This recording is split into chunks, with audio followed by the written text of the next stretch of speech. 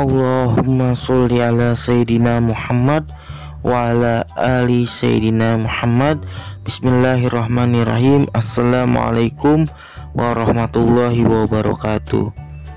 Video kita kali ini ialah memperingati Maulid Nabi besar Muhammad Sallallahu Alaihi Wasallam, khususnya untuk anak-anak murid Bapak dan umumnya untuk kita semua. Sebelumnya, bantu channel ini. Terima kasih yang telah subscribe channel pembelajaran ini. Baik, seperti yang telah disinggung oleh Bapak sebelumnya, bahwa video kali ini adalah memperingati Maulid Nabi besar Muhammad SAW. Karena apabila kita dalam keadaan normal di sekolah, pasti kita akan memperingati Maulid Nabi besar Muhammad SAW. Tapi tidak perlu khawatir dengan keterbatasan yang ada. Bapak berusaha untuk kita semua dapat memperingati kelahiran Nabi besar Muhammad SAW.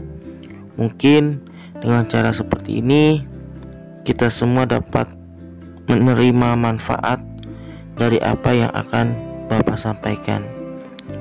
Ketahuilah anak-anak Bapak bahwa Nabi Muhammad SAW adalah teladan bagi kita umat muslim di seluruh dunia.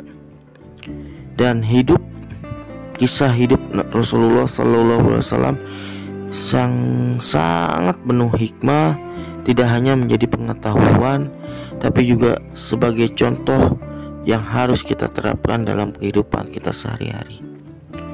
Pertama, secara singkat Bapak menyampaikan kisah kelahiran Nabi besar Muhammad SAW.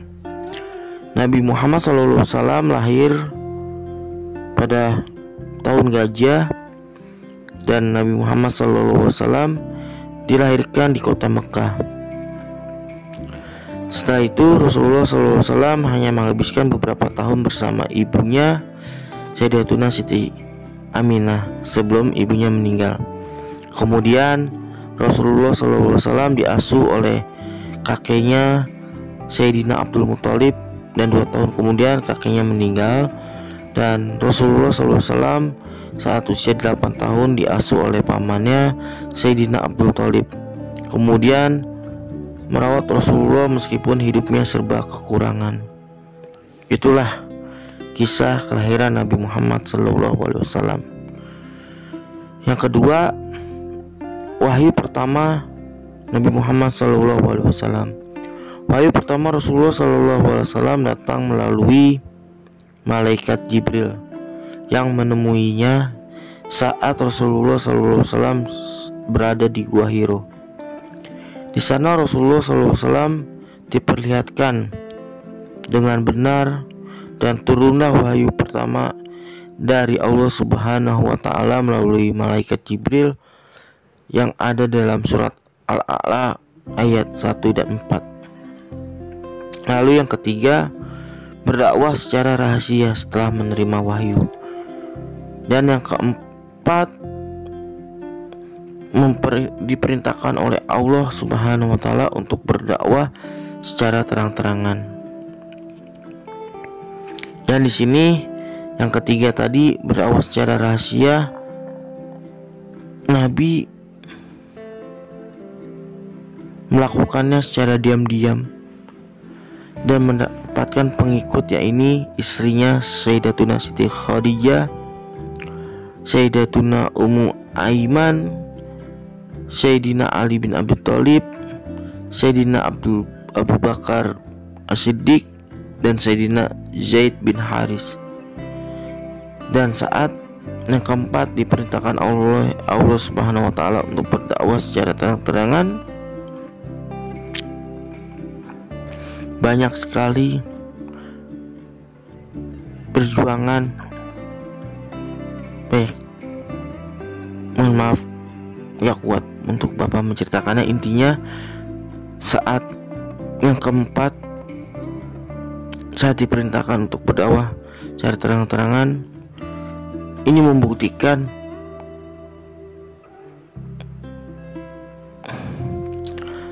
Ini membuktikan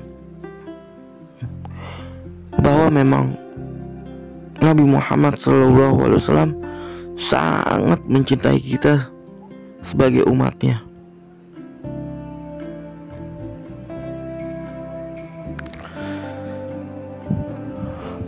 Baik, mohon maaf. Intinya,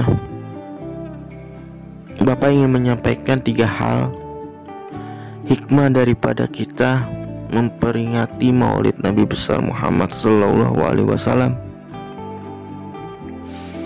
Pertama, kalau memang kita mencintai Nabi Muhammad SAW, yang pertama ialah kita harus mempelajari ilmu agama. Karena dari cerita yang tidak bisa Bapak sampaikan,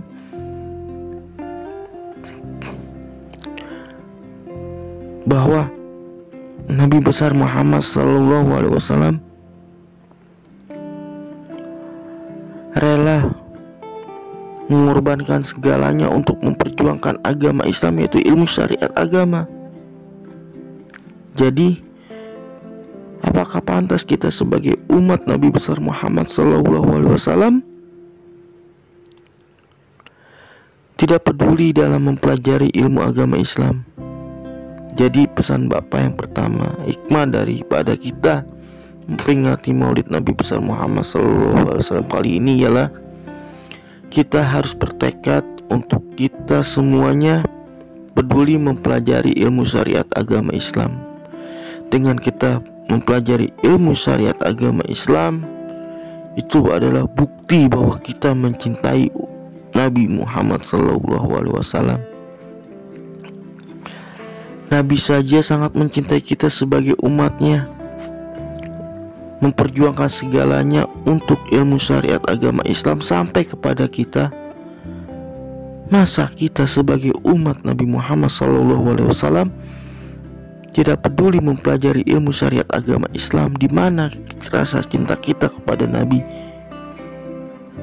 Lalu yang kedua, apabila kita telah melewati yang pertama atau ada di jalan yang pertama tadi yang Bapak katakan, mempelajari ilmu agama, yang kedua kita bersalawat, kita sering bersalawat kepada Nabi besar Muhammad SAW sebagai tanda cinta kita. Kalau di dunia ini kita mencintai orang tua dan guru kita, kita masih bisa berbuat baik dan kita masih bisa mendoakan. Tapi kalau kita benar mencintai Nabi Muhammad SAW dan tidak bisa bertemu dengan Nabi Muhammad SAW, maka peganglah yang pertama tadi, yaitu mempelajari ilmu agama Islam. Lalu yang kedua, memperbanyak salawat kepada Nabi Muhammad SAW. Dan yang terakhir, hikmah daripada memperingati Maulid Nabi besar Muhammad SAW kali ini ialah kita harus saling menyayangi, kita harus saling menjaga antar sesama umat Islam. Jangan kita menyakiti, jangan kita berbuat yang tidak pantas kepada umat Nabi Muhammad SAW. Yang ketiga ini sangat mudah kita lakukan apabila yang pertama tadi kita mempelajari ilmu agama benar kita jalani dan kita amalkan dalam keseharian. Maka yang ketiga, kita tidak akan pernah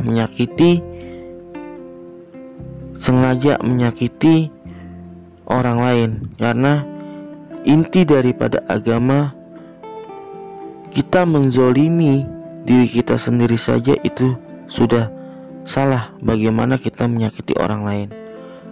Itu saja yang dapat Bapak sampaikan pada kesempatan kali ini. Semoga dapat bermanfaat untuk kita semuanya. Mohon maaf apabila kurang enak dalam penyampaian, karena memang ini apa adanya yang ada di hati. Terima kasih atas perhatiannya. Jaga kesehatan kalian semua. Gunakan masker apabila keluar rumah. Assalamualaikum warahmatullahi wabarakatuh.